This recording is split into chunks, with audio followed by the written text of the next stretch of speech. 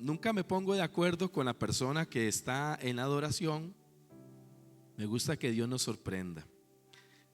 Y me llenó mucho el último canto que dice: viene ya mi amado. Porque he titulado el mensaje de hoy, que Dios puso en mi corazón, y sé que fue Dios que lo puso en mi corazón, la medianoche. Diga conmigo, la medianoche.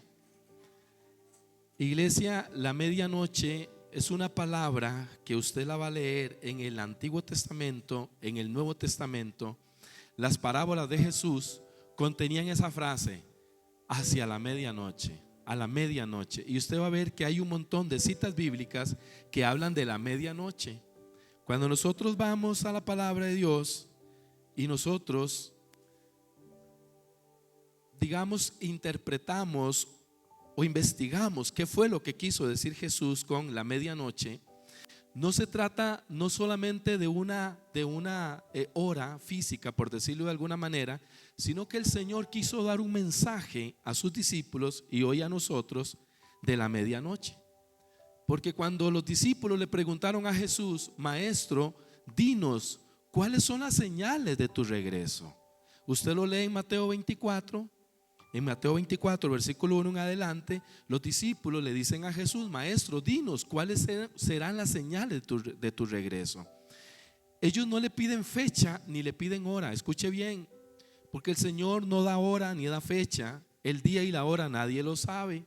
Si alguien se para aquí al frente a decir Cristo viene en septiembre, no le crean, porque es un falso profeta. Porque nadie sabe el día y la hora. Nadie lo sabe, iglesia. Nadie lo sabe. Dice que ni los ángeles del Señor. Es decir, no puede venir un ángel a decirle a usted: hermanos, dígale a casa del Espíritu Santo que Jesús va a venir en tal fecha, porque ni los ángeles saben. Entonces vea qué interesante. Si se le aparece un ángel a decirle algo a usted, quiere decir, si se le aparece un ángel a decirle algo a usted, quiere decir que ese ángel no viene de Dios, porque ni los ángeles saben. Entonces, iglesia, ni los ángeles saben la fecha, el día y la hora. Entonces, ¿cómo lo va a saber un humano? Pero entonces los discípulos le preguntaron a Jesús: dinos cuáles serán las señales. Cuando usted va a algún lugar y va conduciendo por alguna autopista, usted va a ver señales. Y de repente aparece un rótulo y dice: Limonal, 100 kilómetros. Y de repente aparece otro mensaje que dice: para llegar a Guanacaste 50 kilómetros. Y así van las señales. Y algunas señales dicen detente, otras señales dicen avance, otras señales le van a decir cuidado, curvas peligrosas, deténgase. Otras señales le van a decir vaya más despacio. Otras señales le va a decir no lleve a la suegra. No, eso son bromas. Cosas así, ¿verdad? Ya tenía que salir el pastor con la suegra. Gracias a Dios tengo una buena suegra para decirles, de verdad. Es como mi segunda madre, de verdad. Suegra, ¿me está escuchando? Entonces, hay señales que Jesús sí dio. Diga conmigo, señales. 1, 2, 3, diga conmigo, señales. Hay señales que Jesús sí dio. No dio fecha, no dio hora. Y una de las señales que a mí me llama la atención y que a veces lo leemos en las Sagradas Escrituras y le pasamos por alto es cuando Jesús habla de la medianoche. Quiero que me acompañe a la palabra de Dios y que vaya de una sola vez a Mateo 25, pero no vamos a leer todo el capítulo, vamos a leer solo el verso 6. Mateo 25, 6.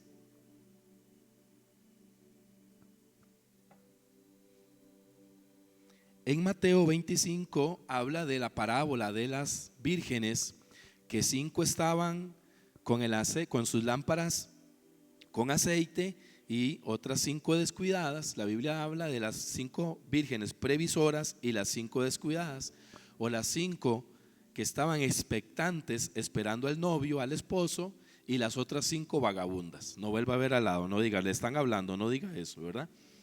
Y entonces aquí hay un texto interesante, iglesia, que lo vamos a ver, porque ojo lo que dice la Biblia.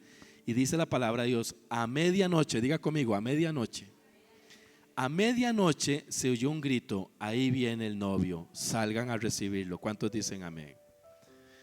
Pero cuando vemos a medianoche, no está hablando simplemente de la hora. está hablando de algo interesante, iglesia, que hoy vamos a compartir, porque la medianoche tiene un simbolismo, tiene un significado muy importante. Si usted busca el significado de medianoche en la Real Academia Española, en el diccionario lo dice de la siguiente manera: la medianoche, literalmente el centro de la noche, es el momento más oscuro del día. Y dice, es la hora arbitrariamente señalada para determinar el final de un día y el comienzo de otro. Cuando Jesús dijo a medianoche, lo que le está diciendo a la iglesia, a los discípulos y al mundo, es que cuando Él venga, Él va a venir en la hora más oscura que le espera a esta tierra. Hay una hora oscura, es la hora más oscura, y es cuando vendrá el Señor por su iglesia. Entonces, la medianoche se refiere a la oscuridad total, porque cuando usted se levanta a la medianoche y usted llega a la medianoche, 12, medianoche en punto, y ya 12, medianoche y un minuto, ya comienza a declinar el día para ir al, digamos que al ocaso del día, o cuando raya el alba. Y así es, iglesia, cuando usted llega a la medianoche, si usted lo que hemos hecho vigilia, ¿cuántos han hecho vigilia? Sabemos que cuando llegamos a la medianoche, vamos así subida, llegamos a la medianoche, y cuando llegamos a la medianoche, 12 y un minuto, comenzamos para abajo, para abajo, para abajo. Los que se han tenido la oportunidad de levantarse en una madrugada a orar, y saben que se levantan tal vez 3 de la mañana, 4 de la mañana, y cuando se dan cuenta, empezó a aclarecer. Eso es lo que está hablando Jesús. A medianoche, dice el texto, a medianoche es el momento más oscuro. El Señor está anunciando que para la tierra vendrá un momento oscuro, un momento tan difícil que la Biblia lo relata de la siguiente manera. Quiero que vayamos a Mateo 24, que es un poquito antes del 25 que estábamos leyendo, un capítulo que antecede. Y quiero que lea ahí en el versículo número 21, porque Jesús está hablando con sus discípulos. Repito, no les da hora, no les da fecha, pero les da señales. Y en el verso 21 les dice lo siguiente. Oiga lo que dice, iglesia, es que aquí hay perlas escondidas. Hay que leerlo con detenimiento. La Biblia hay que leerla con entendimiento, con detenimiento y despacio, porque hay cosas que le pasamos por encima, como por ejemplo cuando leemos y a la medianoche, nos imaginamos la medianoche, pero es el momento que Jesús está hablando, es un momento tan oscuro que dice así en Mateo 24, 21, porque habrá una gran tribulación. Escuche como lo dice en esa traducción, Nueva Versión Internacional, como no la ha habido desde el principio del mundo hasta ahora. Y ojo lo que dice al final, ni la habrá jamás. Diga conmigo, ni la habrá jamás. Mateo 24 está anunciando desde el versículo 1, porque los discípulos le preguntan a Jesús, Maestro, dinos, ¿cuándo será tu regreso? Entonces, ojo el detalle. Él empieza a hablarle y habrán guerras, rumores de guerras y terremotos en diversos lugares del planeta, etcétera, etcétera, y todo esto. Y usted me dice, pastor, eso ha pasado siempre. Y usted escucha ese texto donde Pedro trata de aclararle a la iglesia y dice, porque ahí andan unos detractores diciendo que se ha hablado de la venida del Señor, del regreso del Señor, y dicen, hace mucho se habla de eso y no sucede. Pura paja. Eso es lo que anda diciendo la gente afuera. ¿A cuántos aquí se lo han dicho? Levante la mano como señal para saber. ¿A cuántos de aquí le han dicho, mire, déjese de habladas, porque eso lo predicó mi abuelito, mi bisabuelito, y ahora mi papá, y ahora me lo predica usted? Bueno, entonces usted le va a decir, ¿y sabe por qué no ha venido? Dígale así, porque falta usted, hermano, en la barca. Porque Dios a usted le ama, y porque Dios no quiere venir por unos, quiere venir por todos. ¿Cuántos dicen amén? Porque la misericordia de Dios es tan grande, tan grande, tan grande, que Dios no quiere que ni uno solo se pierda.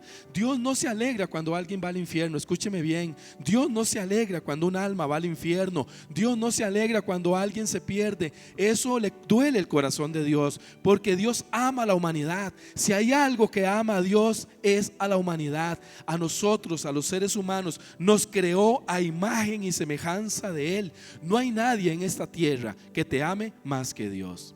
Ni tu esposo, ni tus hijos, ni tu mamá, ni tu papá, ni tu abuelito. Nadie te ama como te ama Dios. No hay nadie que te pueda amar con un amor tan genuino, tan desinteresado como el amor de Dios. Pero así como Dios te ama y es celoso de tu alma, hay alguien también que ama tu alma, se llama Satanás, el diablo, y ese quiere llevarse y robarse las almas. Jesús le dijo que era el ladrón, el que vino a matar, el que vino a robar, el que vino a hurtar. Entonces, si gusta, prenden la luz, por favor, porque veo muy oscuro aquí y veo que están haciendo mucho esfuerzo para leer. Entonces, no, la otra, gracias, muy amable. ¿Mejor así? Entonces, iglesia, viene un momento de oscuridad. Y cuando hablo de oscuridad, no es que son los 3 días que se va a oscurecer el sol, no hablo de eso. Hablo de un momento de que va a venir una crisis global a nivel salud, a nivel económico, a nivel de muchas plagas, como hablaba, o virus, o muchas cosas, que van a venir muchas cosas, que va a venir una oscuridad total, donde la gente va a estar tan desesperada, la gente va a estar tan desubicada, la gente va a estar completamente confundida. Usted lo lee en Lucas 21, le regalo el pasaje para que lo lea en su casa. Estudie el capítulo 21 de Lucas, estudie el capítulo 12 de Marcos, y ellos hablan, los apóstoles del Señor, revelado por el Espíritu, hablan de desesperación, hablan de una confusión total, hablan de un caos que la gente no va a saber qué hacer. Pero los hijos de Dios, ¿cuántos hijos de Dios hay aquí? ¿Cuántas hijas de Dios hay aquí? Los hijos de Dios no tenemos miedo. ¿Sabe por qué? Porque sabemos que tenemos una morada que el Señor ha prometido, que cuando Él regrese nos llevará a estar con Él. ¿Cuántos dicen amén? Por eso es que vale el esfuerzo, levantarse temprano un domingo y venir a la casa de Dios. Vale un esfuerzo levantarnos a orar, leer la palabra de Dios, perseverar en la oración, perseverar en los caminos de Dios, venir a los retos de oración, venir a las vigilias. Vale el esfuerzo. ¿Sabe por qué? Porque hay una promesa para los hijos de Dios. Nosotros no tenemos miedo, más bien nosotros nos gozamos, porque ahí mismo en el capítulo 21 de Lucas dice: y cuando todas estas cosas pasen, erguíos, levantad vuestra cabeza y gozaos, porque vuestra redención se acerca. ¿Cuántos dicen amén? Vea qué interesante, qué contraproducente, que mientras en un lado va a haber caos, que mientras para unas personas va a haber confusión, para los hijos de Dios va a haber gozo. ¿Cuántos dicen amén? Va a haber gozo, porque usted sabe que lo que el Señor dijo se está cumpliendo. Cuando yo veo las noticias, cuando veo a donde ha llegado el transhumanismo, que es básicamente que están sustituyendo al ser humano por robots, por tecnología artificial, y uno dice que en alguna empresa despidieron a 200, a 400 personas y metieron un androide haciendo el trabajo de 400 personas. Entonces, cuando uno ve todo eso, que la humanidad va en caos, porque cada vez, iglesia, esta humanidad está más patas para arriba. Perdóneme el francés, perdóneme la expresión, pero está más patas para arriba. ¿Cómo es posible que salgan en la corte de los Estados Unidos, salen carteles, personas donde dicen: fuera maltrato animal? Pero a la par hay otros diciendo que se apruebe el aborto, que defiendan a los animales, pero que maten a los humanos. ¿Cómo es posible que nosotros tengamos leyes donde meten a la cárcel a una persona que daña a un gato, a un perro? Y no estoy diciendo que lo pueden hacer, jamás, no se puede hacer, pero a una persona que mata a un bebé en el vientre, le aplauden, le premian, y en otros países les dan hasta subvenciones, les dan subsidios a las mujeres, a las jovencitas, para incentivarles a que puedan matar vidas. Imagínese usted, iglesia, que estamos en un mundo donde a lo malo llaman bueno y a lo bueno llaman malo, donde ahora más bien cuando usted se pronuncia en internet de algo bueno, le bloquean el canal. Hay una persecución contra los cristianos.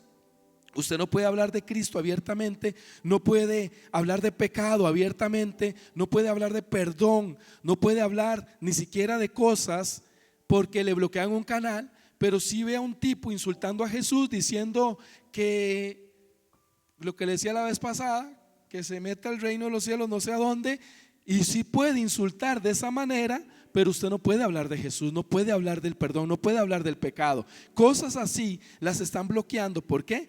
Porque hay una persecución inclusive sobre la humanidad.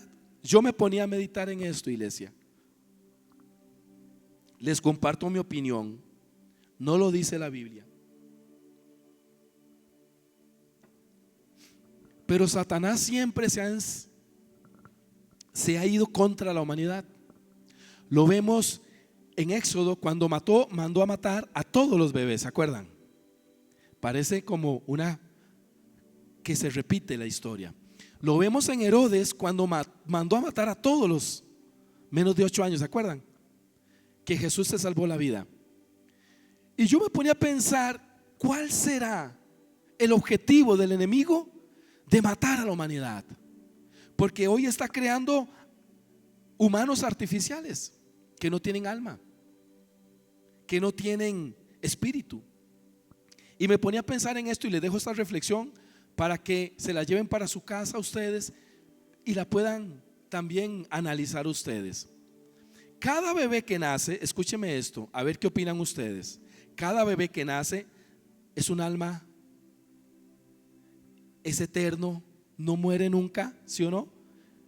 Lo único que puede crear un hombre, puede crear carros, casas, pero eso no es eterno. Pero un hijo que procree un hombre, una mujer, eso es eterno.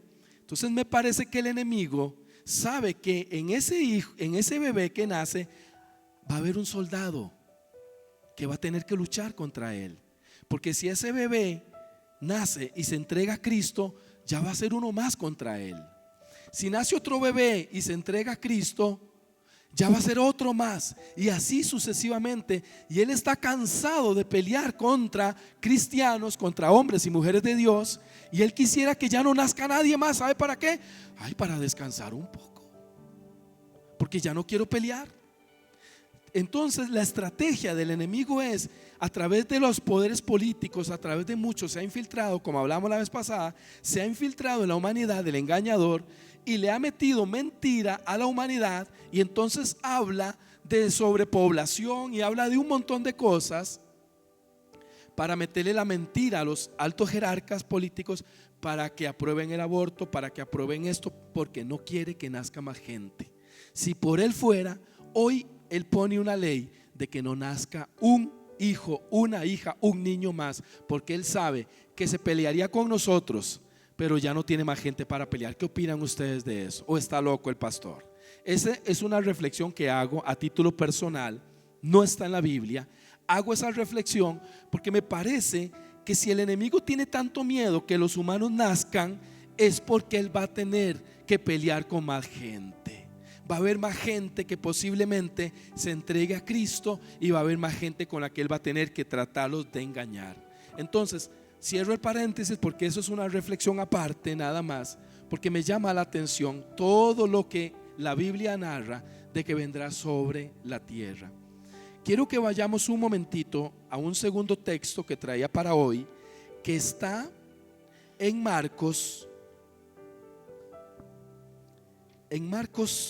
capítulo 13. Quiero que vaya a Marcos 13.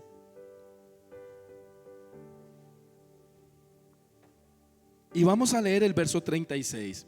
Estamos hablando que los discípulos le están pidiendo a Jesús señales. Diga conmigo, señales. A ver, 1, 2, 3, señales. 1, 2, 3, señales. No le pidieron hora, no le pidieron día, y Jesús les está dando señales. Entonces, ojo, aquí viene otra señal. El Señor viene con una advertencia en el versículo 36, con una advertencia interesante. Escúchela bien, porque el Señor dice: no sea que cuando venga, diga conmigo, de repente.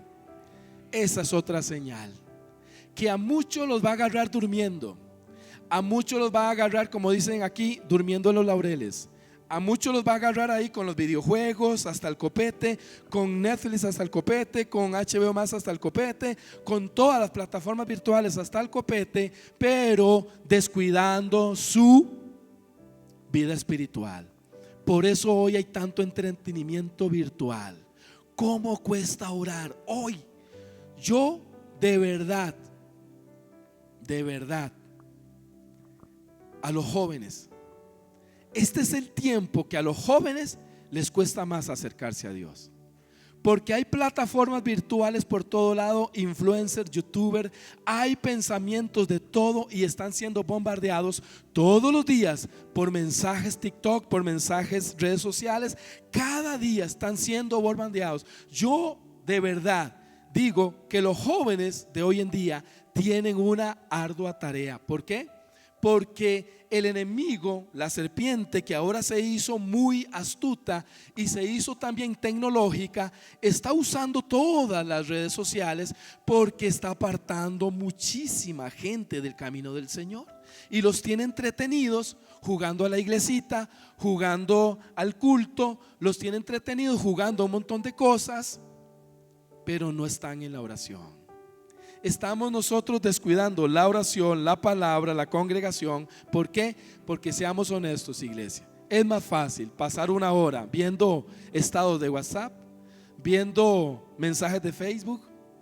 Es más fácil, se le hace más rápido el rato, ¿verdad que sí? ¿Verdad que sí? Usted agarra el Facebook y empieza, mira aquella, se tiñó el pelo, mira aquella, ay, ahora están aquí. Y empiezan todos los chismes virtuales. Y entonces es más fácil, porque es cierto, una película de 2 horas 30 se te hace corta, más si está interesante, pero vea lo que dice la palabra de Dios. No sea que cuando venga de repente, diga conmigo, de repente, porque la venida del Señor será de repente y no avisará porque ya avisó. ¿Cuántos dicen amén? Porque la Biblia está llena de pasajes. Pastor, ¿cuántos pasajes hablan de la segunda venida del Señor? Muchísimos. Tendríamos que hacer aquí 3 días seguidos. Tendríamos que hacer como lo que está pasando en Estados Unidos. ¿Han visto las noticias de una universidad que se llama, creo que se llama Asbury, la Universidad de Asbury, Kentucky, Estados Unidos? Unos jovencitos en la universidad escucharon un mensaje de un pastor que hablaba de arrepentimiento y fueron tan movidos por ese mensaje de arrepentimiento de ese pastor, de buscar a Dios de verdad, de no buscar el show, las luces, el humo, buscar a Dios. ¿Cómo sería venir un día a orar sin canciones, sin música, sin nada? Amén. Y ellos, unos jovencitos, se encerraron en la universidad a eso, a buscar el rostro de Dios. Y la sorpresa que se llevaron, iglesia, es que Dios prendió el fuego ahí. Llevan 10 días, 12 días y no paran de orar. Y la gente está llegando de muchos lugares. Ya le están llamando el avivamiento de Asbury, porque la gente no para de llegar de otros lugares, de otros estados, porque se hacen filas, porque la gente quiere entrar. Imagínense aquí en casa del Espíritu Santo. ¿Cuántos dicen amén? Que de repente, de los poquitos que somos, se enciende el fuego. Porque escúcheme esto, el fuego no lo enciende el pastor, no lo enciende el líder, el fuego lo enciende Dios. ¿Cuántos dicen amén? ¿Qué tal que a Dios se le antoje encender el fuego en esta vigilia? Y que comencemos la vigilia y no paremos. Y que sigamos ahí. Y sigamos ahí. Y de repente, porque se llenó el auditorio de una gloria de Dios, de una atmósfera de Dios, que la gente entra ahí, se convierte, se arrepiente, se quebranta. Y escúcheme esto, no están los grandes predicadores, eran jóvenes sencillos y humildes. No hay grandes bandas reconocidas. No hay de los de la alfombra roja, de la alfombra roja cristiana. No hay de los apóstoles y profetas de la nueva y de la esto. No. Eran jóvenes comunes y silvestres que buscaron el rostro de Dios con humildad y sencillez. Y fue Dios el que encendió el fuego y no se ha apagado. Tiene 12 días de estar prendido ese fuego y no se ha apagado. Y dice que se está pasando a otras congregaciones. Y yo le dije a Dios hoy en la mañana: Señor, mándanos para casa del Espíritu Santo un poco. Mándanos para nosotros, Señor. Ocupamos fuego, porque el fuego no lo encendemos nosotros, iglesia. Yo estoy consciente que ni me meta en ayuno, ni me meta en oración, ni me meta en vigilias yo, porque el fuego, el único que lo puede encender es Dios. ¿Cuántos dicen amén? Es a Dios al que hay que pedirle que encienda el fuego, que sea Él el que derrame una gloria de su poder en este lugar, y que después se hagan las filas de aquí a Tres Ríos, a Cartago, ¿verdad? Amén o no amén. Imagínense que tengamos servicios sin parar. Esa gente tiene 12 días y cambian. Y los que llegan son muchachitos a cantar ahí canciones normales. No hay bandas reconocidas. ¡Qué lindo! Eso es Dios. Y dice el texto, gracias, el texto dice: de repente. Es otra de las señales que Jesús les puso. Y dice: y no sea que venga de repente y los encuentre. ¿Cómo? Dígale que está a su lado.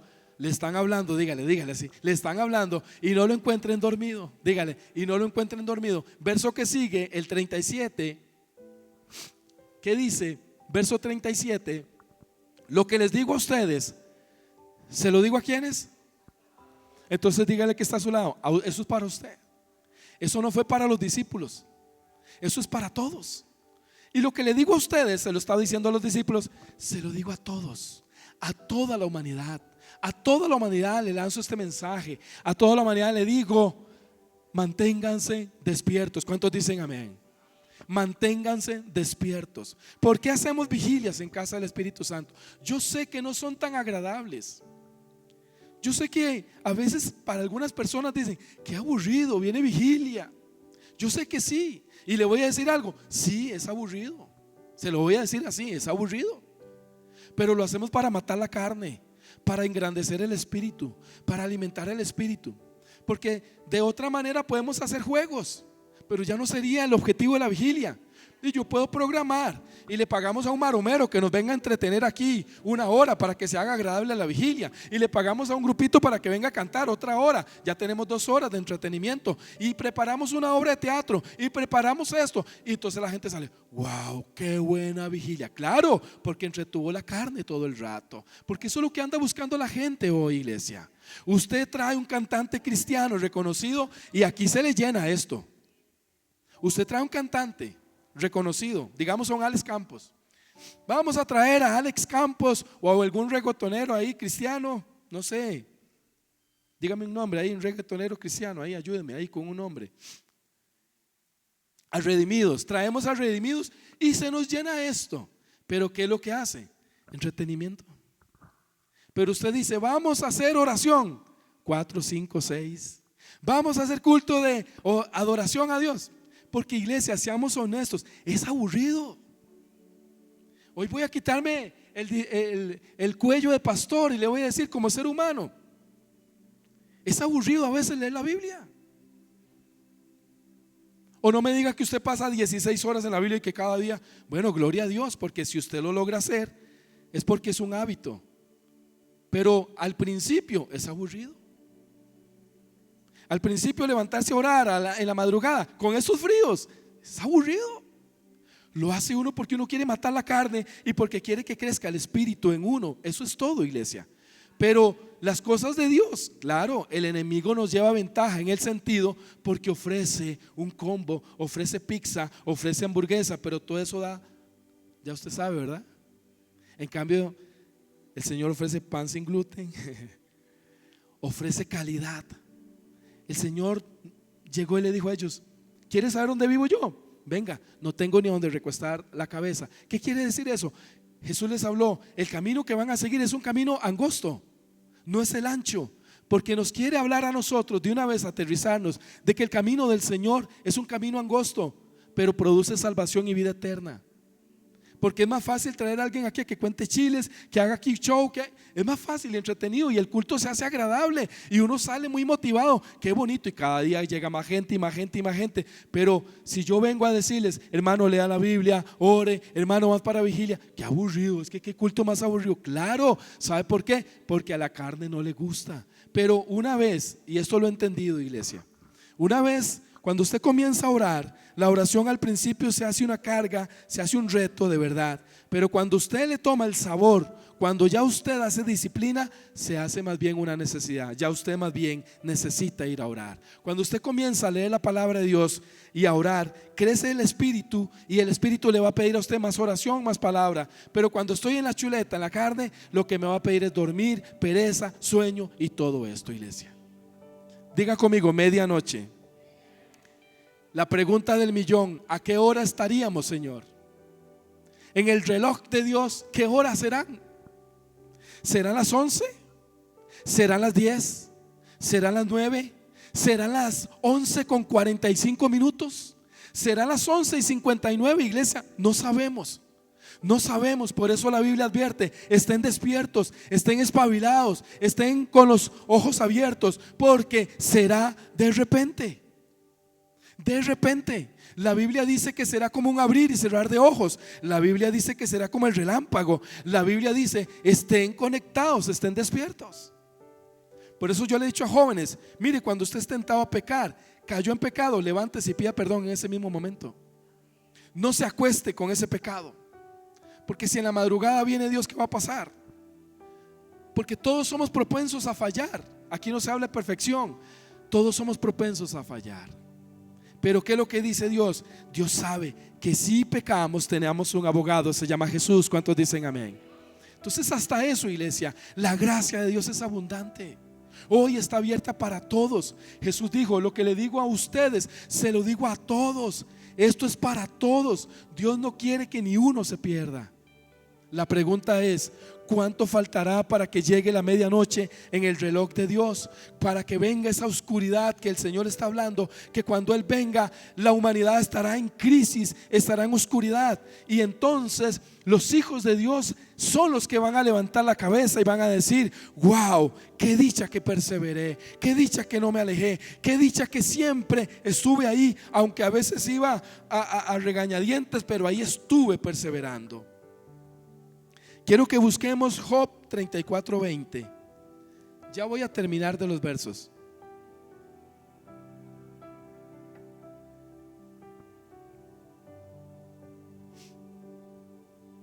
Job 34:20.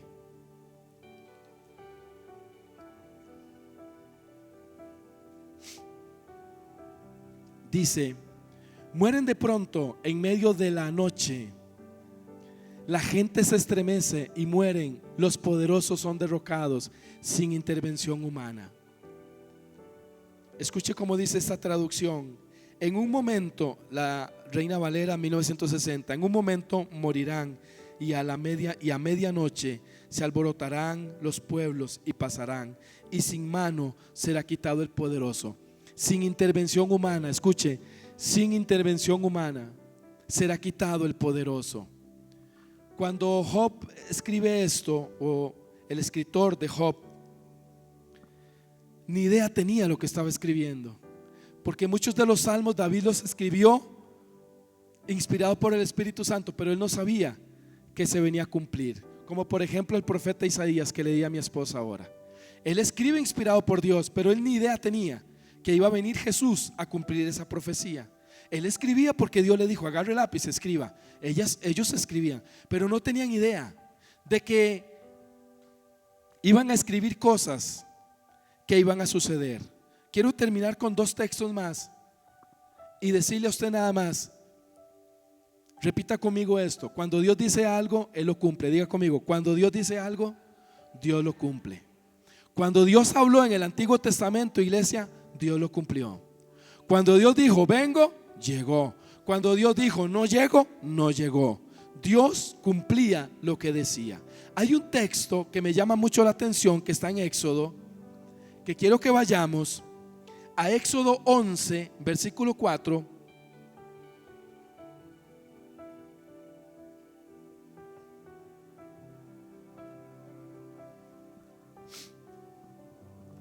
Para ir terminando.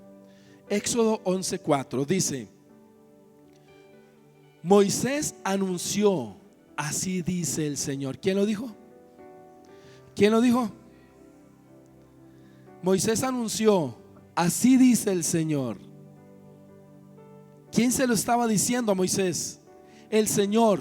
Y dice: hacia la medianoche pasaré por todo Egipto. Versículo que sigue: y todo primogénito egipcio morirá, desde el primogénito del faraón, que ahora ocupa el trono, hasta el primogénito de la esclava que trabaja en el molino, lo mismo que todo primogénito del ganado. Dios, y parece curioso que usa la figura de la medianoche, el momento oscuro, el momento tenebroso, el momento de oscuridad. ¿Por qué no pasó a las 10 de la noche? ¿Por qué no pasó a las 3 de la mañana? ¿Por qué no pasó a las 6 de la tarde? ¿O por qué no pasó a las 6 de la mañana? Bueno, son cosas, iglesia, que cuando usted las lee en la Biblia tienen una razón de ser. Todo lo que está en la Biblia es la palabra de Dios. ¿Cuántos dicen amén? Es la palabra de Dios. Y lo que está ahí, iglesia, está no porque al escritor se le ocurrió ponerlo, es porque tiene un significado, porque Dios quiere dar un mensaje. Dios le había hablado a Faraón a través de Moisés de todas las plagas. Y a cada vez que le decía de una plaga, Faraón se ponía más duro, se ponía más duro. Y esto refleja lo que está pasando en la humanidad. A la humanidad se le está hablando, los predicadores de la sana doctrina están predicando de que viene juicio para toda la humanidad, de que no se va a salvar de un juicio la humanidad, de que viene la segunda venida del Señor, el regreso del Señor, y la gente se burla. Igual pasaba en el tiempo de Éxodo. Y vea lo que pasó en el 12, Éxodo 12, 29. Dice en el verso 11:4 que leímos que Dios le había dicho a Moisés. Y ahora vea lo que dice en el 12, 29. A medianoche el Señor hirió a muerte a todos los primogénitos egipcios. Escúcheme esto. Lo voy a leer en esta traducción. Y aconteció que a la medianoche Jehová hizo morir a todos los primogénitos del faraón. Quiere decir que si Dios lo dijo, lo cumplió. ¿Qué es el mensaje? Iglesia, que lo que usted lee en la Biblia se va a cumplir. Sí o sí, se va a cumplir. Lo crea o no lo crea, se va a cumplir. Lo crea su vecino o el pulpero o el del supermercado o el de la universidad o el profesor ateo que se burla de los cristianos, lo crea o no lo crea, se va a cumplir en el momento que Dios establezca.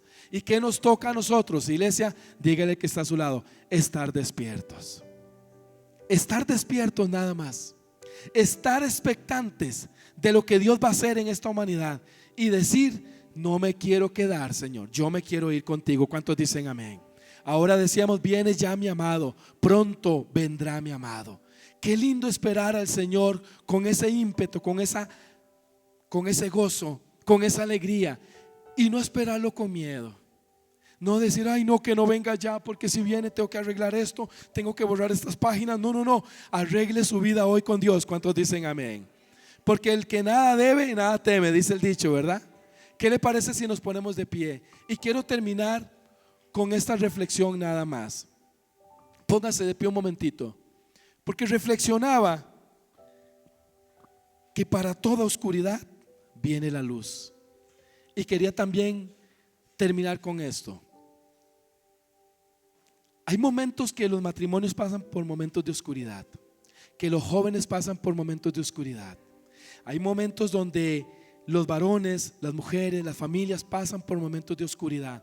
Una oscuridad financiera, una oscuridad de salud, una oscuridad sentimental, una oscuridad emocional, un matrimonio que se quiebra, una familia que se divide, una situación. Y hay promesa de parte de Dios, porque dice que a la medianoche, quiere decir que podríamos usar esta metáfora para decir que todos en algún momento hemos tenido una medianoche personal y privada. Todos hemos tenido tal vez un momento de oscuridad, un momento donde decimos: ¿y qué hago ahora? ¿Y para dónde veo? ¿Y a quién llamo? ¿Y qué hago? Un momento de oscuridad. Un momento que tal vez un joven ha tenido de oscuridad y ha podido mirar hacia arriba y ha dicho: Señor, ¿a quién dirijo mi oración ahora? ¿Quién me podrá ayudar?, diría alguien por ahí. Entonces me ponía a pensar que después de la medianoche siempre viene la luz. ¿Cuántos dicen amén? Que en nuestra medianoche personal y privada, que en nuestra oscuridad personal y privada, Dios puede ser nuestra luz. La pregunta es: ¿cuántos queremos que esa luz sea? Porque la Biblia narra de dos hombres que estuvieron adorando a Dios hacia la medianoche. En el momento de la oscuridad, ¿qué pide Dios o qué quiere Dios? Que nosotros le adoremos. Y si nosotros le adoramos, iglesia, y si nosotros buscamos de Él, le aseguro que su oscuridad, y perdónenme la redundancia, por más oscura que sea, Dios puede ser la luz en medio de cada oscuridad. Hemos tenido consejería con personas que vienen y me dicen: pastor, es que caí en un momento de oscuridad terrible. No sé si creo en Dios, no sé si creo en las promesas de la palabra, no sé si creo en esto o en lo otro, pero me siento tan mal que siento que hasta Dios me dio la espalda. Hay personas que están pasando situaciones. Quería terminar con una reflexión para que si una persona hoy está pasando un momento de oscuridad, de temor, de dificultad, vea que Dios es la luz en nuestras oscuridades. Que si usted está preocupada por ese hijo o por esa hija o por ese familiar o por esa situación financiera o por esa familia o por ese sentimiento, emoción, lo que esté pasando, Dios puede ser. Jesús dijo: yo soy la luz del mundo. En nuestras oscuridades personales y privadas, en nuestras medias noches personales y privadas, Jesús dice: yo quiero ser tu luz. Yo quiero ser la luz de los jóvenes. Yo quiero ser la luz de los matrimonios, la luz de las familias. Yo quiero ser el que ilumina tu luz, el que alumbra tu luz, el que alumbra tus tinieblas, el que alumbra tu oscuridad. Y yo sé que el mensaje lo partí, por decirlo de alguna manera, en dos, pero quería terminar amarrándolo con esto, porque yo sé que aquí todos esperamos el regreso del Señor. Pero la pregunta del millón es: pastor, ¿qué hago con esta oscuridad personal mientras viene el Señor? O mientras pasa esto, lo otro. Y ahí tengo un mensaje para usted. Dios es tu luz en medio de tu oscuridad personal. Dios es tu luz, Él lo ha prometido. Yo estaré contigo, no te dejaré, no te desampararé. Estaré contigo todo el tiempo estaré contigo. Y a ese Dios que ha prometido ser nuestra luz, ¿qué le parece si oramos? Si le damos gracias por su palabra, iglesia, porque su palabra es una advertencia con amor.